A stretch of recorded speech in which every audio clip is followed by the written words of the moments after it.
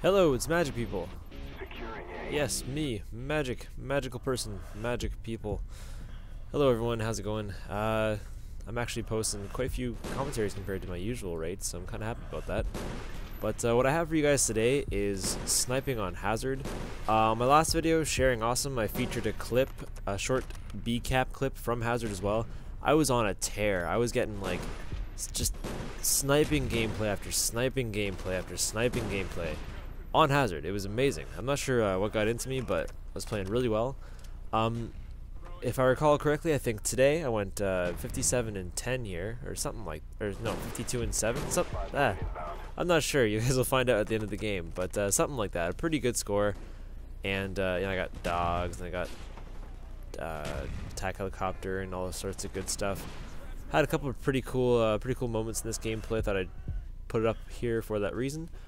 And what I want to do today, which is something a little different from what I usually do, is I want to share a bit of a interesting and exciting life story. And the reason why I do this is because I see, you know, certain commentators, for example, Bloodseek, he kind of does this on a regular basis, and I realize, you know what, I'm kind of an interesting guy at times. Like, I have a couple of decent stories, so I thought that I would take today to share one of those with you. But before I get into that, because I know that this is a long gameplay, I want to take a little bit more time and talk about Hazard and sniping and stuff. This has always been one of my favorite sniping levels, and this right side where I am right now is perfect for the people who don't want to have those long range engagements, because there's a lot of cover. You can kind of go back and forth between these rocks like I am right now and get a few kills with, say, for example, a submachine gun. Look at that. But aside from that, though, I love sneaking up on this side, just kind of getting behind all their snipers and getting those kills, like just that guy right there. It's just, it feels almost sneaky, you know, real sneaky. Yeah, so I was just tearing up this game, you know, going back and forth. I think I pull out the sniper in a little bit and get a few more sniper kills. I'm at 7-0 right now. But enough of all that. You guys can watch and see what happens. Basically, I just own. But let's get into this story. So, before I get into the details, this is a story about how my friend and I almost crashed a boat. Going very fast, and had that crash happened, I'm not sure if I'd be here talking to you guys today. Alright, now, how did this happen? A couple of years ago, me and my friend, we were doing some work up in the lake country, so about a 2.5 to 3 hour drive north and slightly east of Toronto. Again, if you don't know, I am Canadian and I live in Toronto, Ontario, Canada. So we're doing some work in the lake country, and it's fall. Now, what they call this area is cottage country, because in the summer it's where people who have cottages, they go up, they vacation, you know, this and that.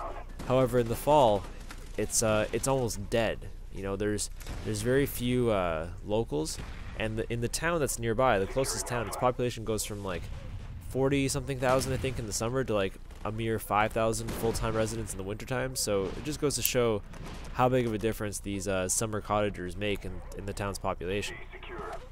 So anyways, we're doing some work, and on the same lake as we were doing the work, my grandfather has a cottage.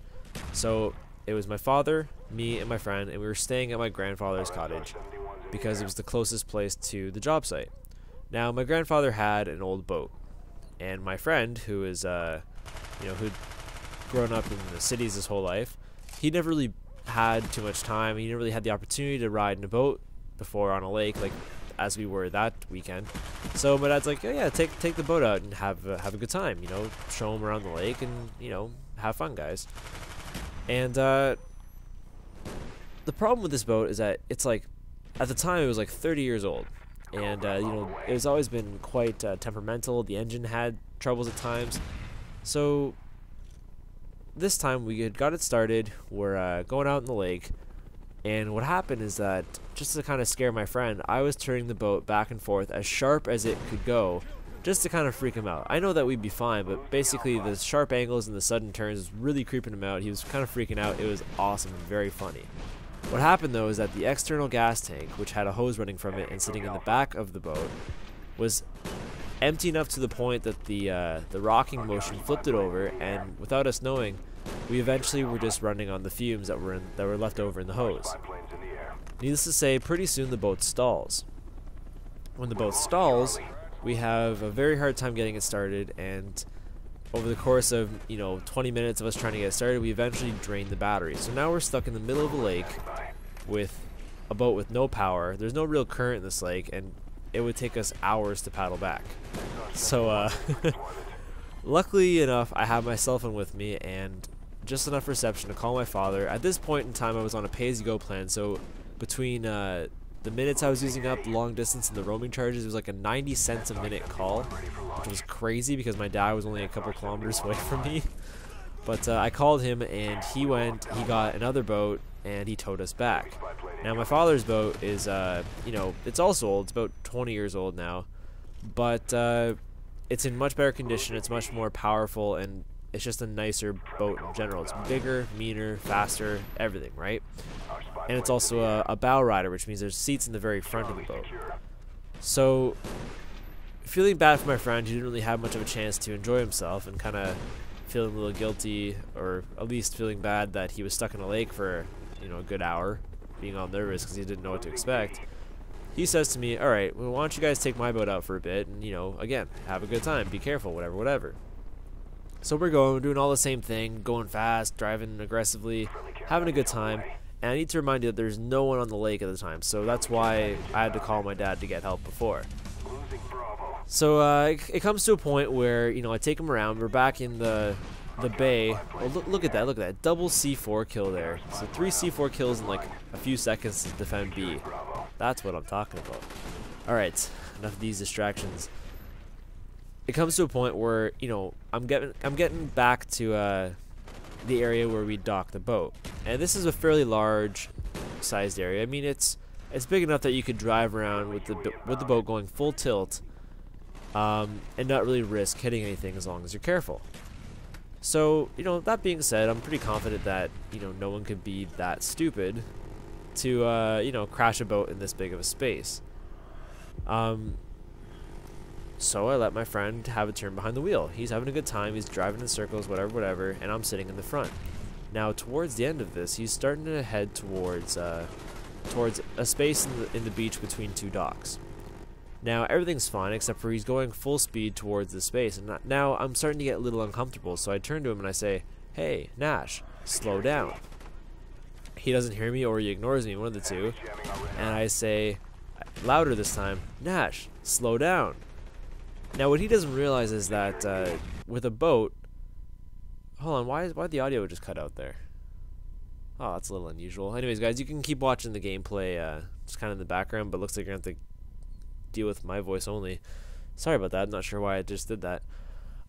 Anyways, where was I? Oh, yeah. So what he doesn't realize is that with a boat like that, it basically stops within, 40 feet. It'll come to a complete stop going full speed because there's just so much drag and so much resistance from the water.